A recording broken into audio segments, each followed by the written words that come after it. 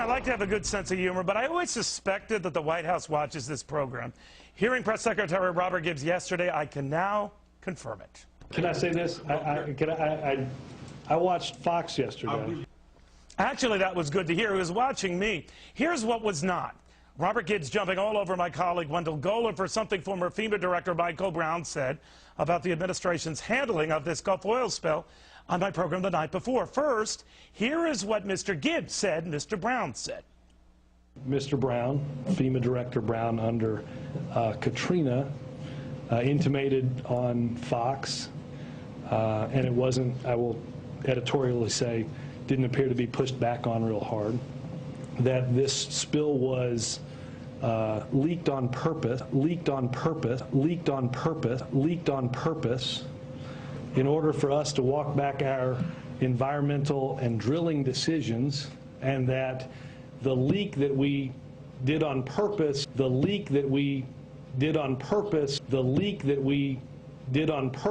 got out of control and now is too big to contain. All right, after going back and forth with Wendell, Mr. Gibbs went back to that line. Your network put out the former FEMA director to make an accusation that the well had been purposefully set off.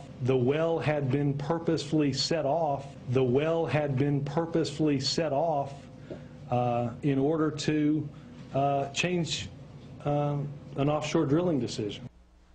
No, he didn't say that, Robert. Michael Brown never said the administration deliberately set off the leak, not once, not ever. He was invited on to compare this administration's response to this Gulf disaster to the Bush administration's response to another famous Gulf disaster, Katrina. Here then, for the record, is what Mr. Brown did say. Robert Gibbs, the White House press secretary, says the differences are night and day. Where do you see the similarities? I think here are the similarities, Neil. First of all, you have a disaster occurs, and the Coast Guard shows up immediately. That's their job. In Katrina, FEMA showed up immediately. The president is off in San Diego strumming the guitar. Obama is back east going to the White House Correspondents' Dinner. You're now 9 days into the storm, into the disaster, and actually now, only now, is the president appearing to be engaged. And I think the delay was this. It's pure politics. This president has never supported big oil. He's never supported offshore drilling. And now he has an excuse to shut it back down. You've already heard Bill Nelson, senator from Florida, talking about offshore drilling as DOA. They played politics with this crisis and left the Coast Guard out there by themselves doing what they're supposed to do. So, Michael, you don't take him at face value when he says a temporary halt in offshore drilling is just that, a temporary halt.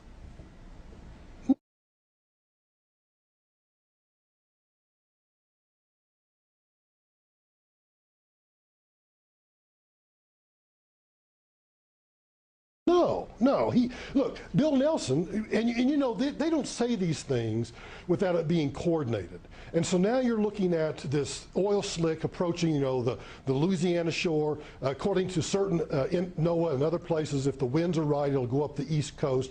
This is exactly what they want, because now he can pander to the environmentalists and say, I'm going to shut it down because it's too dangerous. While Mexico and China and everybody else drills in the Gulf, we're going to get shut down. All right, I'm very sorry for the length of that, but only to prove this, nowhere in that exchange, nor in the rest of the interview that is now available for you all to see in its entirety on our FoxNews.com, your world site, as is the entire Robert Gibbs exchange with our Wendell Golan, did Michael Brown ever say that this White House was behind this spill or set this spill or start this spill. That is beyond laughable. Here is what is not. Dismissing what Mr. Brown did say about a president who might have botched a lot since that Gulf spill, just as Mr. Brown argued the last president did in the immediate aftermath of that Gulf hurricane. He was criticizing his old boss. Mr. Brown says he has become an expert on botched responses. That is why I had Michael Brown on. Robert Gibbs seems to have done the same for botched White House pressers. That is why I invite him on. So, whenever you want, Robert,